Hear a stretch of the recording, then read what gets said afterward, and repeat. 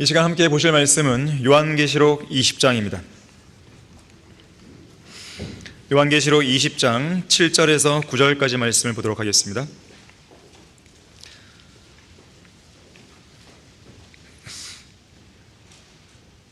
요즘에 여기저기서 막 전쟁의 소문이 들리죠? 요한계시록 20장 7절에서 9절 보시면 그 천년이 끝나면, 천년 왕국이 끝난 상황입니다. 예수님이 재림하시면 천년 왕국이 이 땅에 세워지고 천년 왕국이 끝난 거예요. 이제 천년이 끝나면 사탄이 그의 감옥에서 풀려나 끝없이 깊은 구렁이에 잠시 갇혀 있었던 거죠. 천년 동안. 그러다가 풀려난 거예요.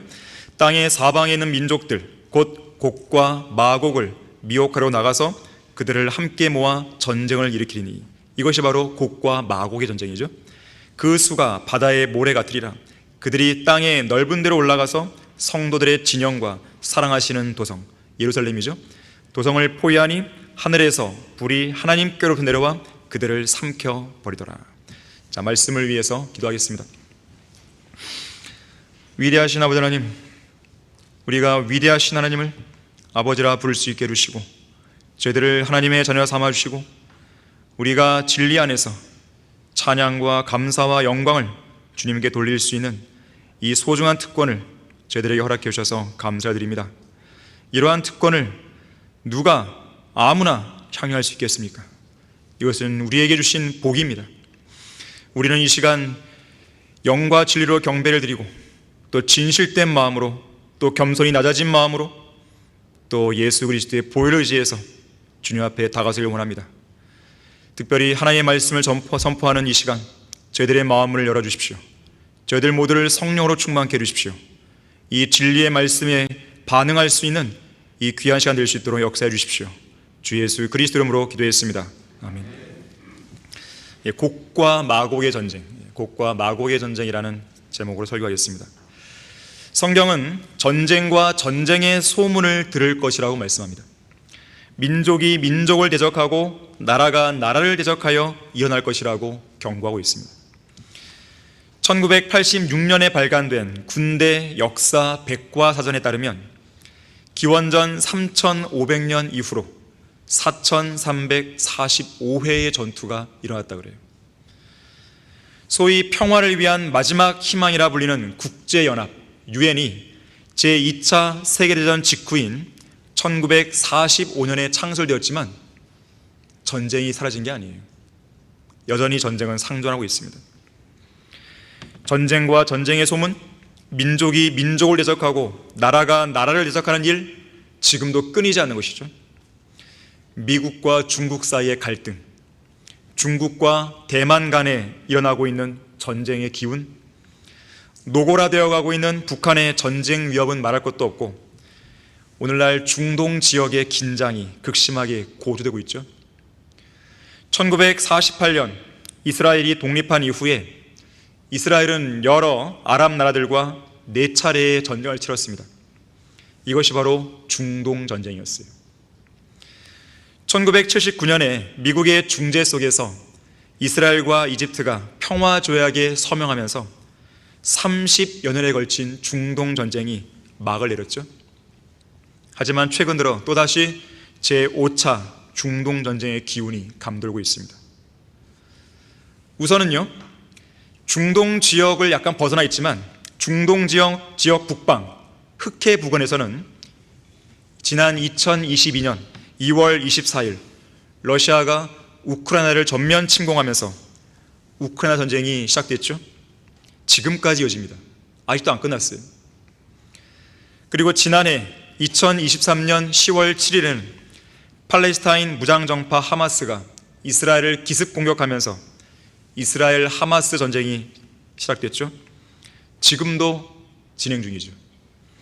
지금까지 죽은 사망자 수를 보니까 팔레스타인 가자 지구의 경우에는 22,313명이 죽었습니다. 이스라엘은 1,139명 이상이 죽었어요. 특히 이스라엘 하마스 간의 전쟁은 제5차 중동 전쟁으로 확전될 기로에 현재 놓여 있습니다. 우선은 이스라엘 북쪽에 레바논이 있는데요, 이 레바논에 거점을 두고 있는 친이란 친이란 무장정파인 헤즈볼라가 이스라엘 접경지에서 이스라엘 군대와 계속 교전 중에 있습니다. 올해 2024년 1월 2일 연초죠. 레바논의 수도 베이루트에서는 하마스의 제3인자, 1인자, 2인자, 세 번째 제3인자가 이스라엘의 공격으로 죽었어요.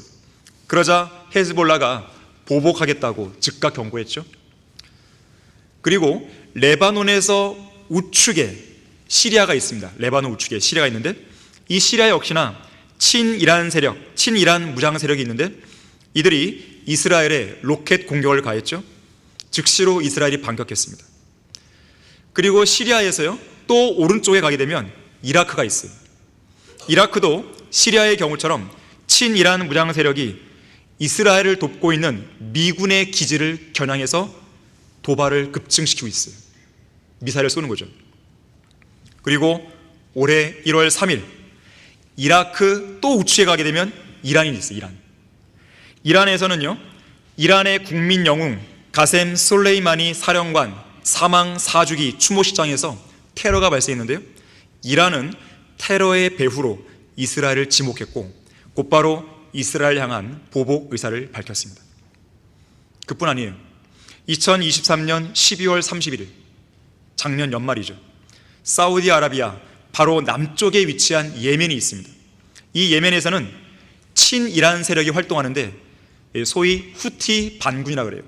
이 후티 반군이 팔레스타인, 이 하마스 이들을 지지한다는 명분 속에서 전 세계 무역 상품 12%의 교역량이 지나가는 이 홍해 알죠? 홍해 항로에서요, 운항하는 선박을 향해서 탄도 미사일 공격을 했습니다.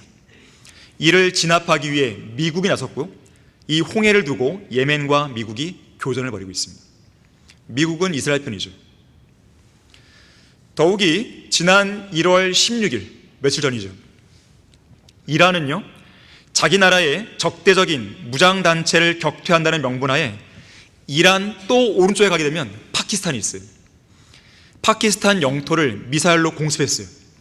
최소 2명이 숨졌습니다. 이에 대한 보복 공격으로 파키스탄도 지난 1월 18일 새벽에 공군 전투기를 출격시켜서 이란 남동부를 공격했습니다. 최소 9명이 죽었습니다. 이란과 파키스탄은 이 국경이요, 무려 909km예요. 상당히 길죠. 지금까지 이런 긴 국경을 맞대고 이렇다 할 갈등 없이 잘 지냈거든요. 이번에 무력 충돌을 두 나라가 벌인 것은 전례가 없는 일이라고 그래요. 자, 지금까지 내용들을 종합해 보면요, 작년 10월 팔레스타인 무장단체 하마스가 이스라엘을 기습 공격하면서 발발한 이 전쟁의 전선이 레바논, 시리아, 이란, 이라크, 예멘, 홍해 등으로 확산되더니 중동 최고 수준의 군사력을 보유한 이란, 이 이란과 비공식이긴 하지만 핵 보유국인 파키스탄의 무력 충돌까지도 번져버린 거예요. 유럽연합 EU의 외교 안보 고위급 대표인 호세프 보렐은 미국, 유럽, 아랍권 등 국제사회가 집중적으로 관여하고 해법을 강제해야만 지속적인 평화가 이루어질 수 있다고 말하면서 이러한 비극을 빨리 끝내지 않으면 중동 전체가 화염에 휩싸일 수 있다고 경고했습니다. 제5차 중동전쟁의 기운을 느낀 거예요. 감지한 것이죠. 자, 이러한 중동전쟁과 관련해서 성경 또는 성경의 예언을 여는 열쇠인 요한계시록은 향후 제3차 세계대전, 제4차, 제5차 세계대전이 일어날 것이라고 예언하고 있습니다. 우리 다 같이 요한계시록 6장 1절과 2절을 보겠습니다. 요한계시록 6장 1절과 2절 보시면, 또 그 어린 양이 그 봉인 가운데 하나를 여실 때 내가 보고 내가 들으니 내 짐승 가운데 하나가 천둥 같은 소리로 말하기를 와서 보라 하기에 내가 보니 보라 흰말 한 마리가 있는데 그 위에 탄 자, 적그리스도죠, 탄 자가 활을 가졌더라. 그에게 한 면류관이 주어졌고, 왕이란 뜻이죠. 그는 나가서 정복하고 정복하려 하더라. 전쟁을 벌이는 것이죠. 흰말을 탄 적그리스도가 전쟁을 일으켜서 세상을 정복하려 할 것인데 이것이 바로 제3차 세계대전이죠. 그리고 제4차 세계대전은 제가 지난 주일에 설교했던 아마겟돈 전쟁이죠. 이것이 요한계시록 19장에 나오죠. 그리고 마지막 제5차 세계대전이 오늘 본문 요한계시록 20장에서 서술하고 있는 곡과 마곡의 전쟁입니다. 자, 이 3차, 4차, 5차 대전은요, 모두 다 이스라엘 땅을 중심으로 또 팔레스타인과 중동 지역을 중심으로 진행이 될 것입니다. 에스겔 38장과 39장의 예언에서는 이 모든 전쟁에 있어서 3차, 4차, 5차 이 모든 전쟁에 있어서 곡과 마곡으로 대표되는 러시아가 개입할 것이라고 예언하고 있어요. 특히 아마겟돈 전쟁과 곡과 마곡의 전쟁이 그러할 것입니다. 제가 지난 주일에는 아마겟돈 전쟁을 설교한 것이고 오늘은 곡과 마곡의 전쟁에 대해 설교하려고 합니다. 이 두 개의 전쟁은요, 예수님께서 이 땅에 세우실 의와 화평의 왕국인 천년왕국을 사이에 두고 천년왕국 직전과 직후에 일어나는 두 개의 전쟁입니다. 천년왕국 바로 직전에는 뭐가 있습니까? 아마겟돈 전쟁이죠. 직후는 오늘 본문에 나오는 곡과 마곡의 전쟁인 것이에요. 지난 주일에 이야기했듯이 아마겟돈 전쟁은 전쟁이 일어나는 지역이 너무나 광범위해요. 무깃도 골짜기에만 국한된 게 아닙니다. 칼멜산에 인접한 무깃도 평원에만 국한되지 않고 무깃도 골짜기에서 요단강으로 내려오는 이스라엘 평원과 또 예루살렘 동쪽에 위치한 여호사밧 골짜기 등 팔레스타인 지역 전반에 펼쳐져 있기 때문에 지명은 서로 구분되긴 해도요, 그곳을 전반적으로 무깃도 골짜기, 여호사밧 골짜기, 이스라엘 평원 등으로 중첩해서 부르기도 하는 거예요. 자, 곡과 마곡의 전쟁의 무대도 예루살렘을 중심으로 한 중동 지역이 될 것입니다. 그런 의미에서 본다면 이 곡과 마곡의 전쟁은 예루살렘 최후의 전쟁이자 중동 지역 최후의 전쟁이며 동시에 인류 최후의 전쟁이 될 것입니다. 자, 인류 최후의 전쟁인 곡과 마곡의 전쟁을 통해서 예언의 진수를 배우십시오. 자, 첫 번째로 북방에서 오는 공격자가 있을 것입니다. 그 나라는 러시아예요. 다 같이 에스겔 38장을 보겠습니다. 아마겟돈 전쟁과 곡과 마곡의 전쟁에 대해서는 에스겔 38장과 39장에서 자세하게 다루고 있어요.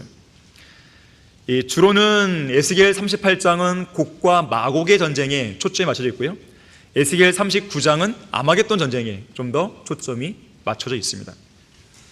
자, 에스겔 38장 1절부터 3절 말씀을 보시면, 주의 말씀이 내게 임하여 말씀하시니라. 인자야, 너는 곡과 마곡 땅과 메섹과 투발의 최고 통치자를 대적하여 내 얼굴을 두고 그에 대하여 예언하여 말하라.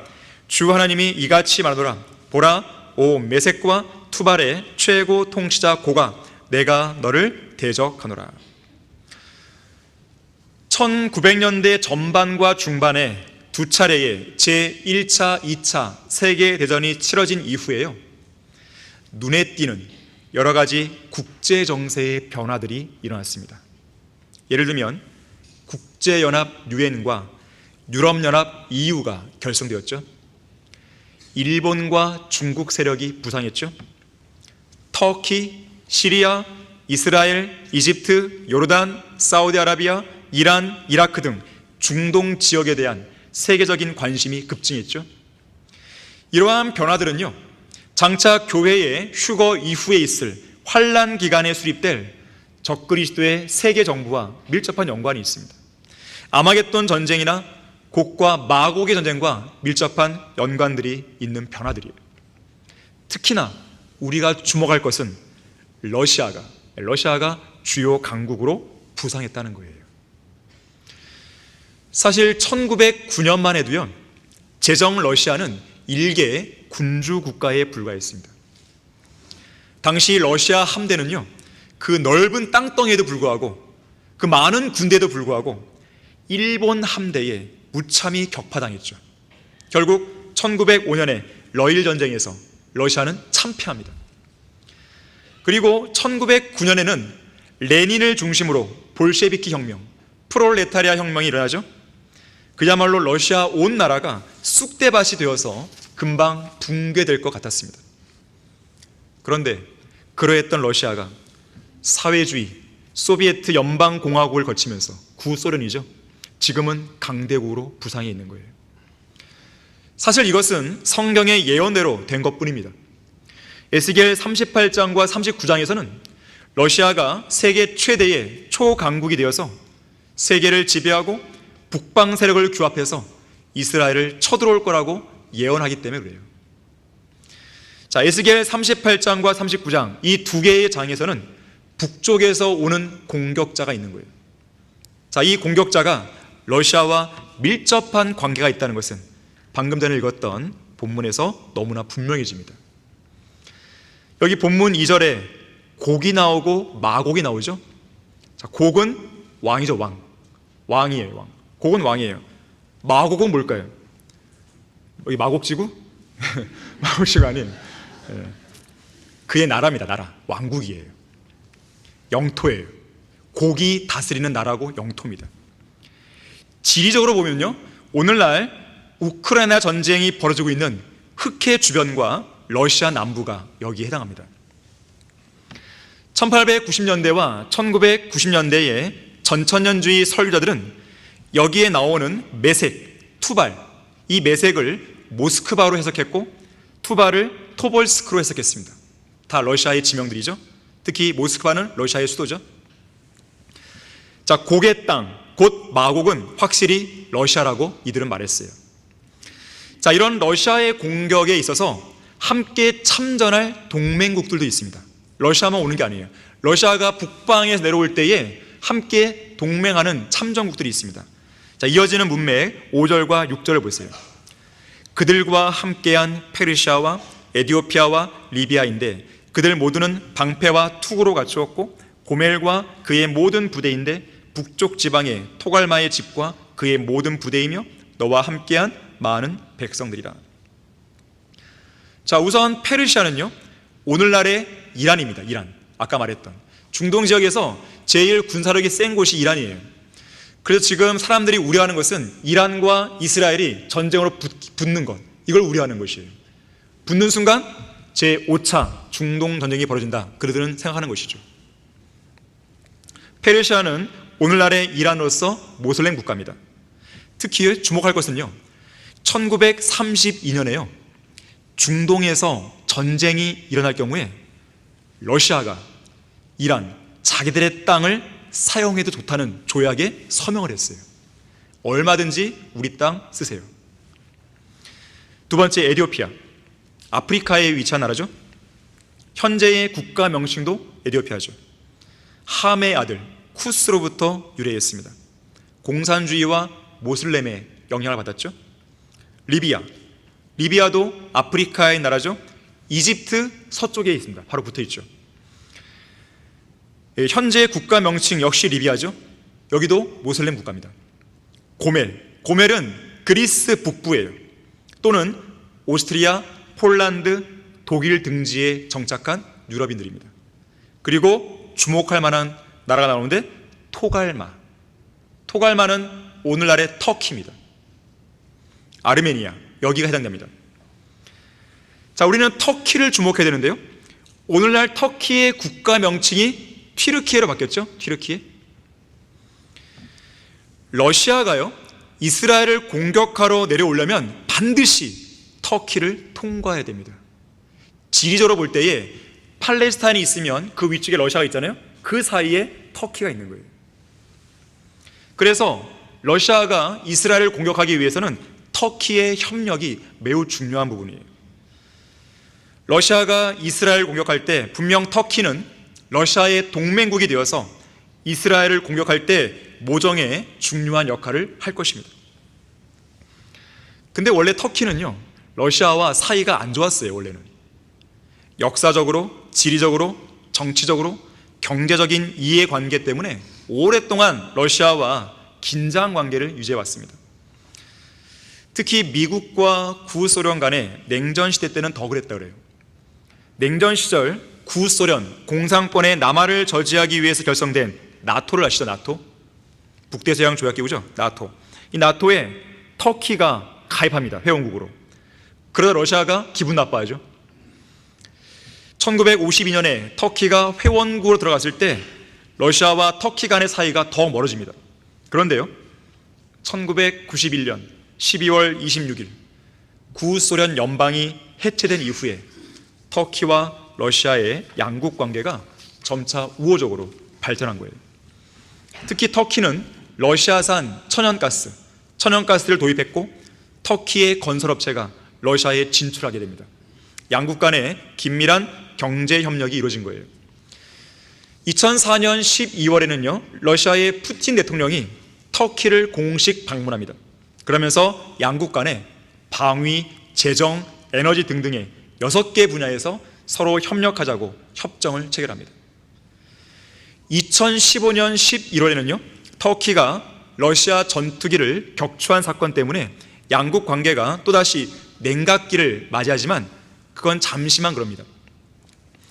그러다가 시리아 문제 해결을 위한 양국 간 협력 프로세스나 또 터키가 러시아산 방공 시스템을 도입함으로써 다시 그들은 화해를 하게 돼요. 최근에는요, 정상회담을 통해서 국가 방위에 사용되는 군수품을 생산하는 모든 산업에 관한 협력을 강화했습니다. 특히 터키는 러시아산 전투기 36대를 구매하게 됩니다. 그러면서 양국 간의 우위를 과시한 거예요.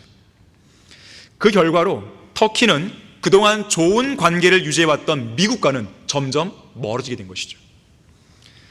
특히 오늘날 터키의 정권을 잡은 레제프 에르도안 대통령은요, 이슬람 국가의 부활을 외치면서 반이스라엘 그리고 친팔레스타인 정책을 펼치고 있어요. 특히 작년에 하마스가 이스라엘을 기습 공격한 걸 두고 하마스를 칭찬합니다. 이스라엘은 점령자고 하마스는 테러 조직이 아니라 오히려 자유를 위해 싸우는 투사다, 그렇게 말했어요. 그리고 하마스를 소탕하기 위한 이스라엘의 공격을 가지고 그거는 독일의 나치가 유대인을 대하는 방식이라고 비난했어요. 그러면서 이스라엘의 네타냐후 총리를 독일의 히틀러와 다를 바 없다고 비난하기까지 한 것이죠. 심상치가 않은 거죠. 인류 최후의 전쟁인 곡과 마곡의 전쟁을 통해서 예언의 진수를 배우십시오. 두 번째로, 러시아의 주요 공격 무기는, 이 곡과 마곡의 전쟁에서 사용될 러시아의 주요 공격 무기는 대규모의 비행 편대와 기마부대, 기마병들이 될 것이에요. 자, 에스겔 38장 9절 보십시오. 38장 9절 보시면, 뇌가 올라오되 폭풍같이 올 것이며 너와 뇌 모든 부대와 너와 함께한 많은 백성이 구름처럼 땅을 덮으리라. 지금 이 구절에서 묘사된 내용은 장차 첨단 무기들이 총동원되는 미래 전쟁의 양상을 보여줍니다. 그러한 전쟁 양상을 한 폭의 그림처럼 묘사하는 거예요. 자, 구름처럼 폭풍처럼, 자, 구름처럼 하늘을 뒤덮게 될 대규모의 비행 편대들을 보여주는 거예요. 마치 구름이 하늘에 꽉 차 있는 것처럼 비행 편대가 구름처럼 이렇게 있는 거예요. 새까맣게. 폭풍처럼 몰아치는 초음속 전투 폭격기들의 모습을 보여주는 것이죠. 비행기는요, 세상을 왕래할 수 있는 인간의 능력을 급증시켰습니다. 비행기의 발명은 마지막 날들에 나라가 나라를 대적하고 민족이 민족을 대적하여 싸울 전쟁에 관한 예언이 성취되게 해줬어요. 독일 나치의 히틀러의 급강화 폭격기는 심각한 파괴전에 새로운 양상을 불러일으켰고요, 일본 히로시마에 떨어진 최초의 원자폭탄은 비행기가 실어 날랐죠. 1973년 제4차 중동전쟁인 욤키푸르 전쟁 당시에 이스라엘 군대는 8,000마일 떨어진 공군 기지에서 날아오는 수송기로부터 물자를 공급받았죠. 비행기의 중요성이에요. 전투기의 개발이 없었다면 아마겟돈 전쟁이나 곡과 마곡의 전쟁은 불가능했을 것입니다. 성경의 예언들이 이루어지는 것이에요. 제1차 세계대전 당시에요, 영국의 알렌비 장군은 터키로부터 예루살렘을 탈환했습니다. 그런데요, 재미있는 사실은 이 영국의 알렌비 장군이 터키로부터 탈환할 때 그래도 예루살렘은 성경의 유적지 아니에요. 이 전쟁을 하다 보면 유적지가 파괴될 수 있잖아요. 그게 싫었던 거예요. 어떻게 하면 이 예루살렘의 그런 유적들을, 성경의 유적들을 그대로 보존하면서 예루살렘을 탈환할 수 있을까? 마침 그날 아침에 그가 읽었던 성경 구절이 이사야 31장 5절이었어요.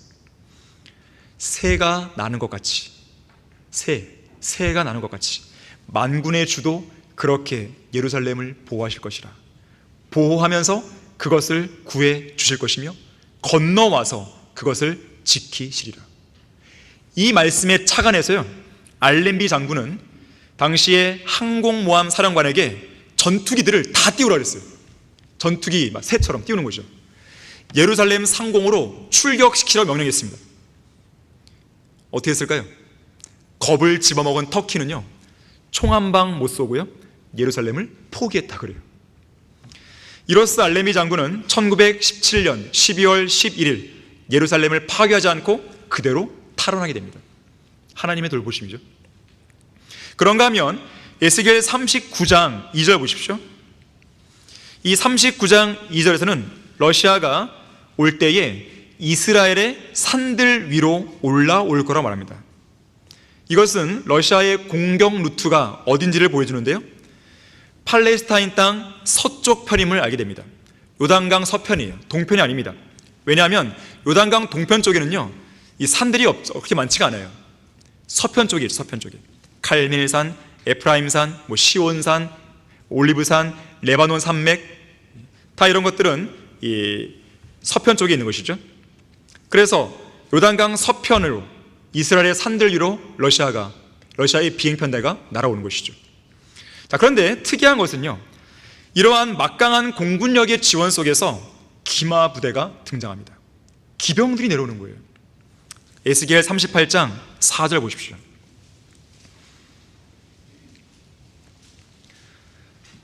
내가 너에게 돌이켜 내 아가리에 갈고리를 꿰어 너를 끌어내리니 내 모든 군대와 말들과 기병들이라.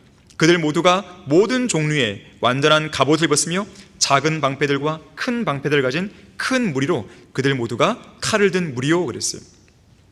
기병들이 나오죠. 말들이 나오죠. 15절 보세요. 내가 북방에서 많은 백성과 더불어 내 지역으로부터 오리니 그들 모두가 말을 탄 큰 집단이며 막강한 군대라.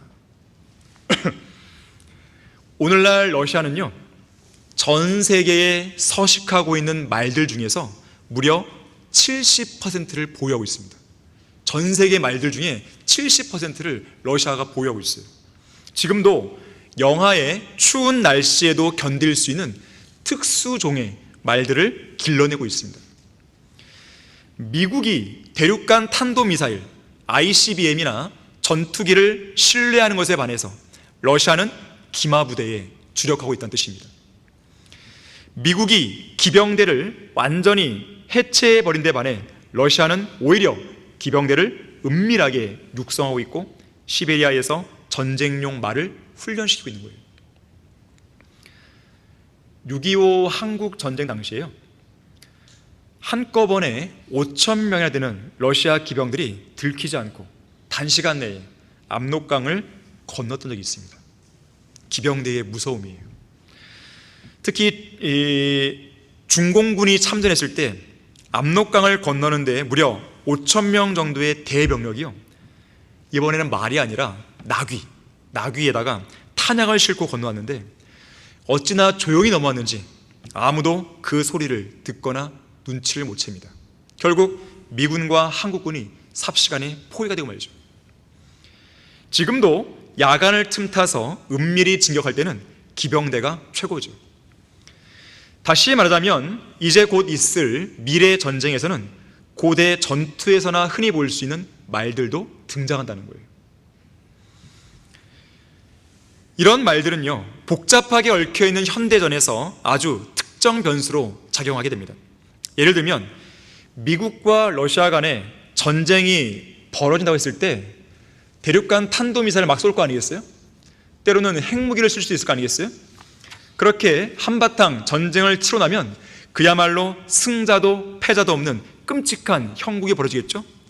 바로 그때 러시아의 기병대가 육로를 통해 말을 타고 어디로든 진격해 가서 영토를 장악해버리고 깃발을 꼽는 거죠.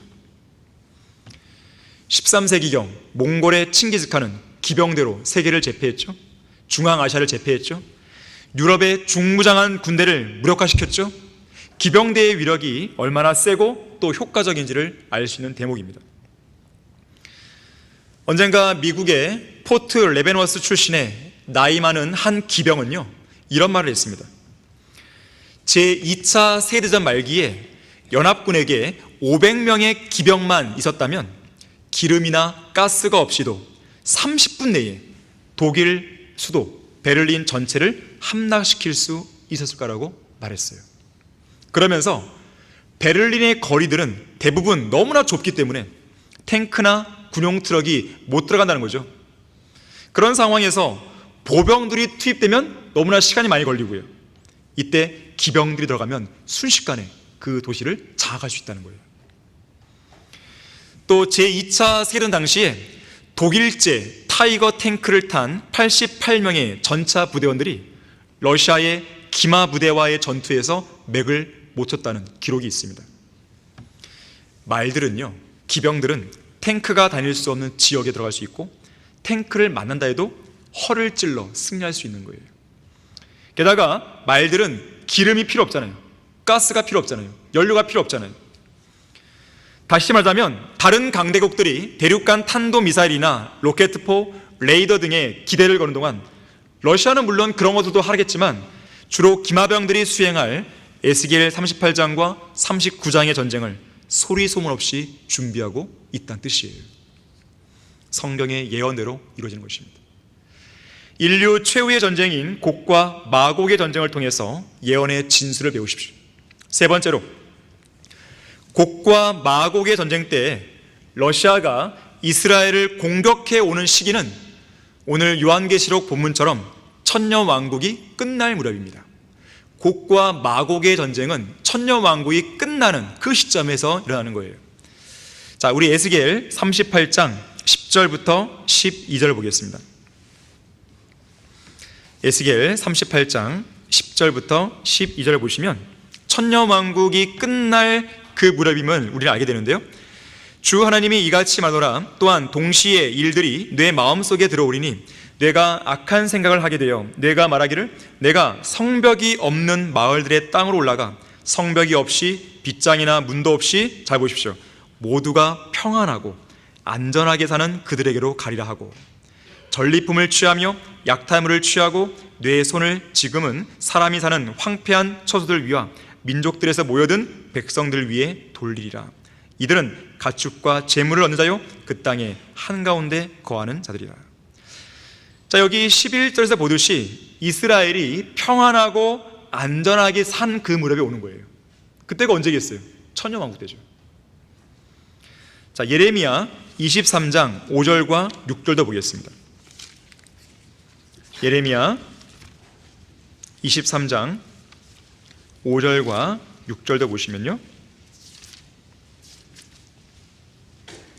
주가 말하노라. 보라, 그 날들이 오리니 내가 다윗에게 한 의로운 가지를 일으키리니 한 왕이 치리하고, 천년왕국 때 예수님이 치리하신다는 거죠.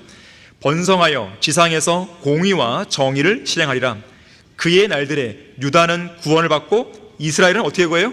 안전하게 거하리라. 천년왕국이죠. 이것이 그의 이름이니 그는 주 우리의 의라 불리리라. 하나 더 보시면요, 스가랴 2장 4절과 5절입니다. 자, 이스라엘이 안전하게 거하는 때는 천년왕국 때예요. 하나님의 보호하심이 있는 거죠. 스가랴 2장 4절과 5절 보시면요, 그에게 말하기를 너는 달려가 이 청년에게 고하여 말하기를 예루살렘에 사람이 거하리니, 예루살렘이 회복되는 거예요. 천년왕국 때 그 안에 사람들과 가축이 많으므로 성벽 없는 고을들과 같으리라 하라. 예루살렘에, 천년왕국 때 예루살렘에 사람들이 너무 많으니까요, 성벽이 없는 거예요. 성벽이 없어요.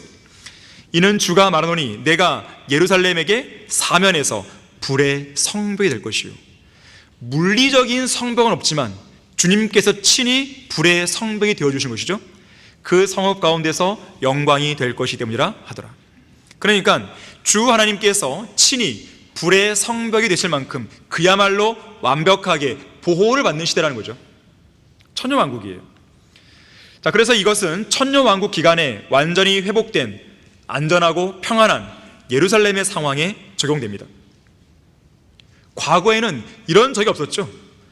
오히려 과거는 어떨까요? 지금도 그렇지만요, 예루살렘은 그동안 하나님의 심판에 따른 이방 민족의 침공으로 늘 불과 화염으로 잿더미가 되었을 뿐이죠.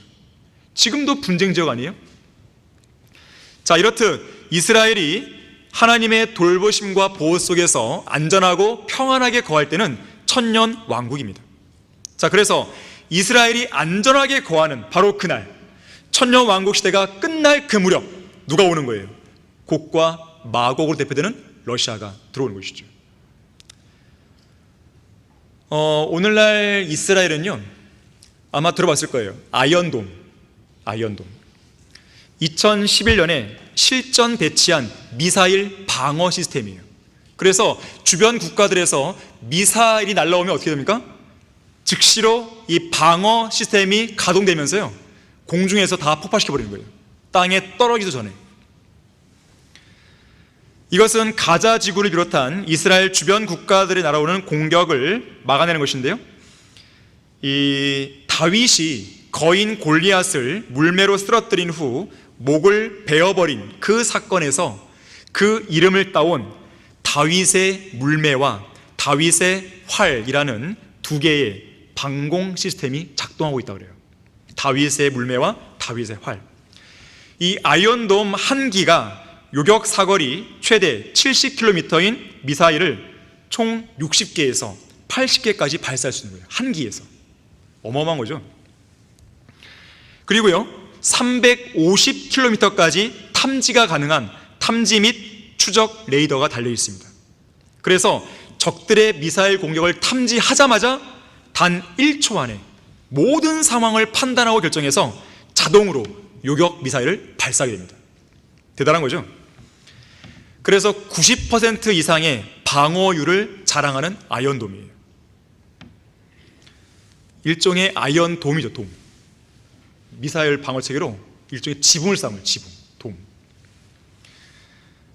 그래서 넓은 지역을 정확하고 안전하게 방어하는 강력한 덮개 역할을 하는 거예요. 그러나 이러한 덮개는요, 이런 아이언돔과 덮개는 전능하신 하나님의 보호하심과는 무관한 덮개죠. 왜냐하면 이스라엘은 여전히 하나님께 반역하는 자손들이기 때문에. 자, 이와 관련해서요, 거기 이사야 30장 보겠습니다. 자, 이사야 30장 1절부터 3절 말씀을 보겠습니다. 여기에 덮개 이야기가 나오는데, 여기서 말하는 덮개는 아이언돔 그 덮개가 아니에요. 주가 말하노니 반역하는 자손들에게 화로다. 그들이 계획을 세우나 나로부터 말미암지 않았으며 덮개로 덮으나. 뭐 예를 들면 아이언돔 같은 덮개 덮어보는 거죠.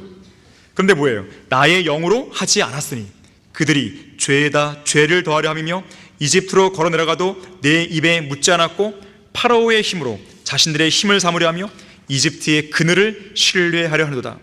그러므로 파라오의 힘은 너희의 수치가 될 것이요 이집트의 그늘을 신뢰함이 너희의 치욕이 될 것이라.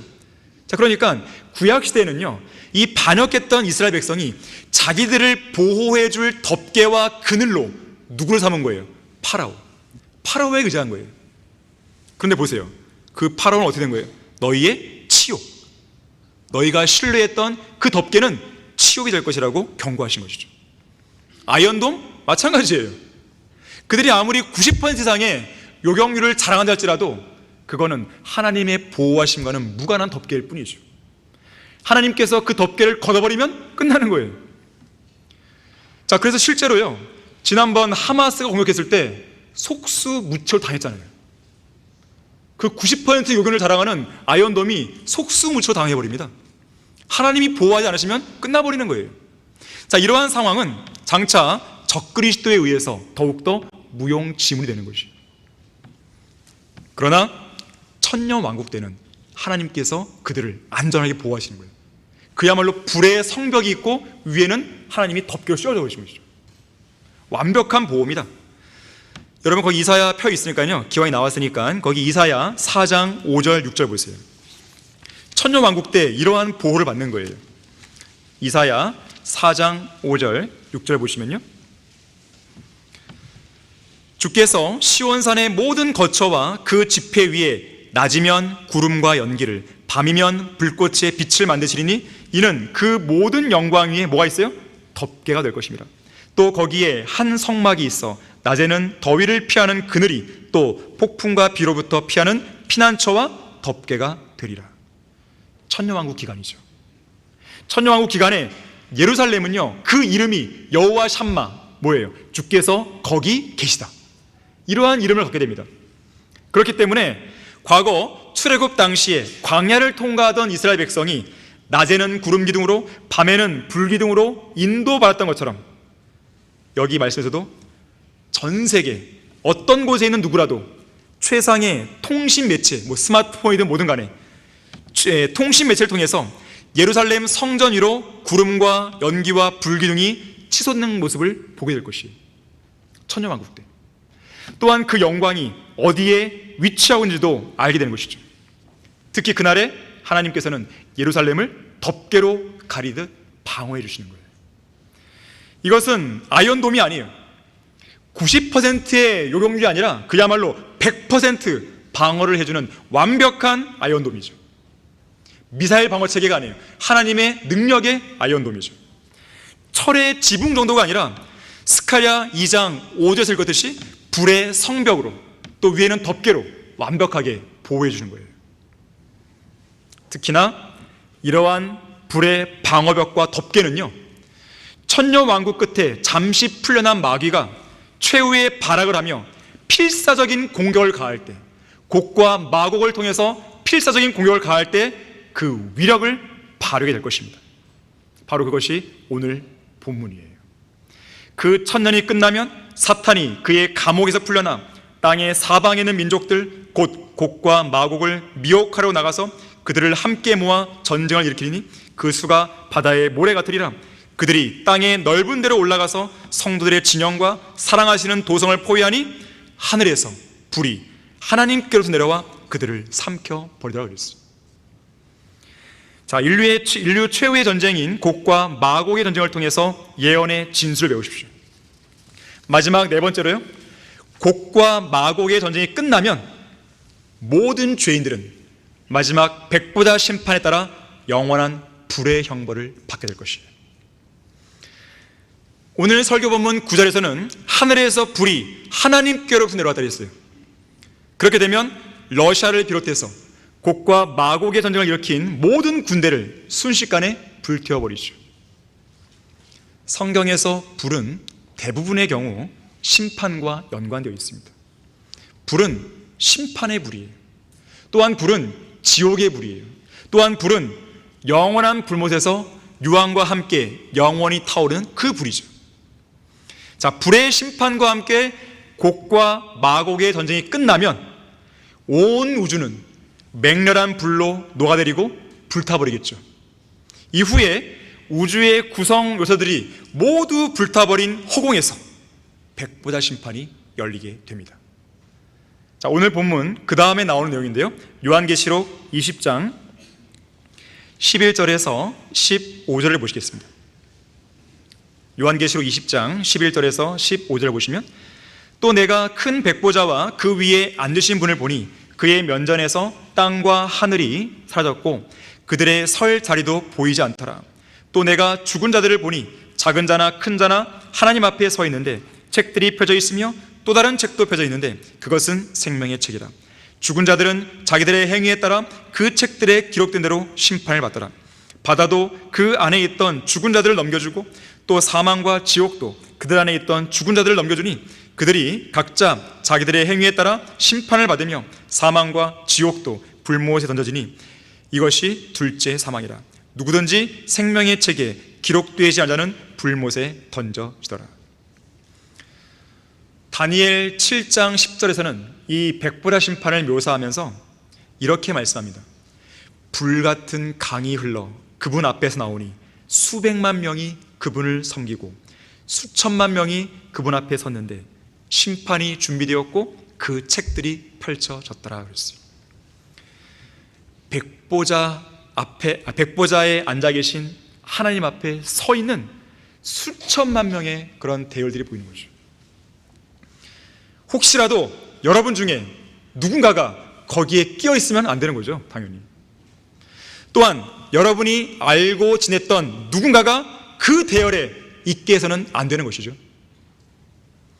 백보자 심판은 하늘과 땅이 불타 없어진 이후에 허공에서 받는 심판입니다. 심판을 받는 이들에게는 구원받을 기회가 다시는 주어지지 않는 거예요. 오직 영원히 꺼지지 않는 불못으로 던져진 일만이 남아있는 것이죠. 백보자 심판이 열리면 대략 이렇게 진행이 될 것입니다. 우선 수많은 죄인들이 마지막 최종적인 심판을 받기 위해서 아찔한 그 허공에서 발 아래 아무것도 없이 서 있게 될 것입니다. 그리고 그들은 두렵고 떨리는 가운데 심판자이신 하나님을 대면하겠죠. 그러나 아무도 밝은 빛 가운데 거하시는 주님을 똑바로 쳐다볼 수 없습니다. 그러면 고개를 숙이겠죠. 고개를 숙이게 되면 밑에는 아무것도 없어요. 그야말로 현기증이 날 정도로 아찔한 허공만이 보이는 거죠. 그때 하나님의 목소리가 들립니다.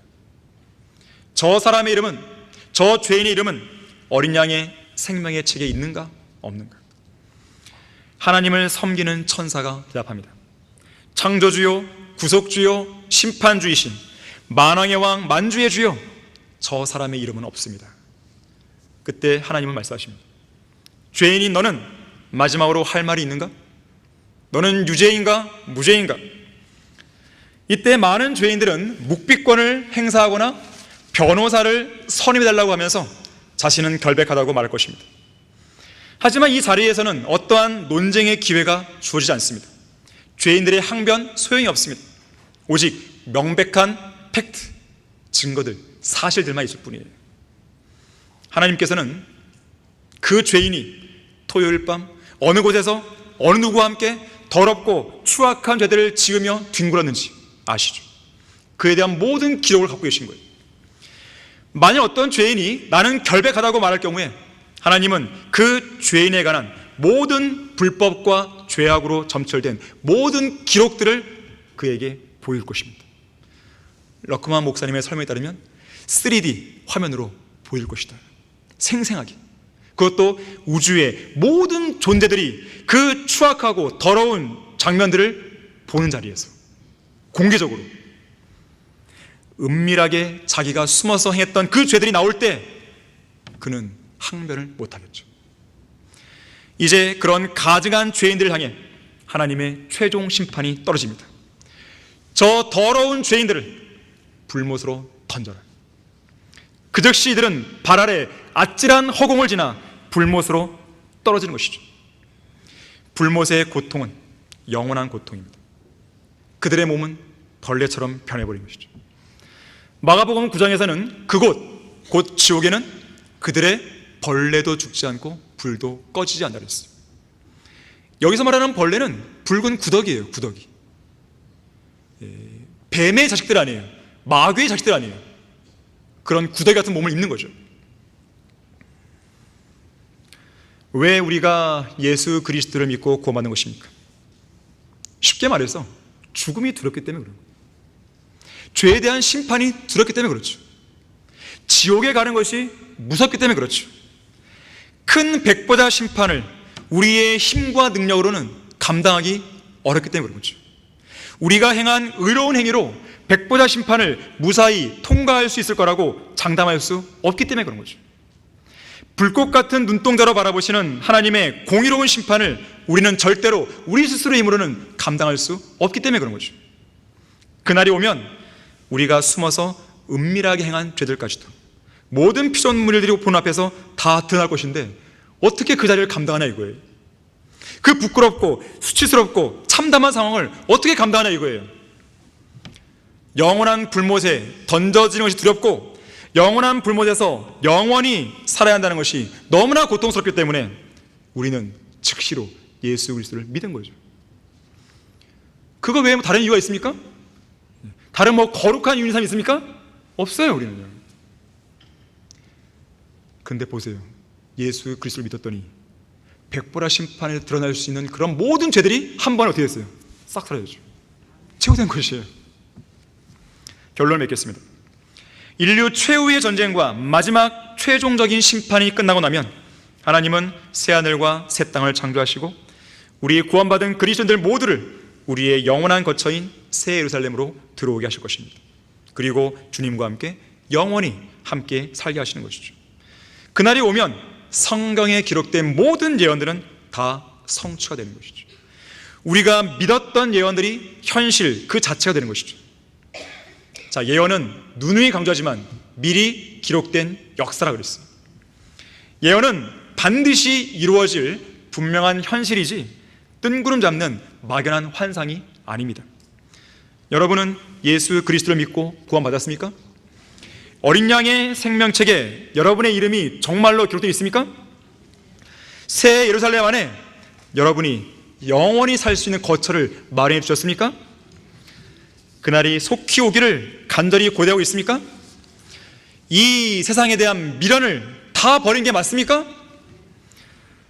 여러분이 가진 소망이 정말로 간절하고 정말로 진실한 소망인지 돌아보셔야 돼요. 나 사는 집 심히 누추하고 은이나 금 거의 없어도 나는 만족하리. 구속받은 자들 환하게 빛날 저 도성에서 은으로 둘러싸인 황금집을 바라보기 때문이라네. 늙음이 없는 찬란한 그 땅, 저 높은 언덕 위에 나를 위한 아름다운 저택 하나가 마련되어 있네. 언젠가 그곳에 가면 다시는 방황하지 않고 순금으로 된 도성의 거리들 위를 거닐게 되리라. 성경 예언의 확실함을 믿는 성도가 되십시오. 혼의 닷 같은 확실하고 견고한 소망을 굳게 붙드는 성도가 되십시오. 그런 믿음과 소망 속에서 일말의 아쉬움도 없고 일말의 후회도 없는 그런 인생을 사는 여러분 모두 되기를 바라겠습니다. 기도하겠습니다.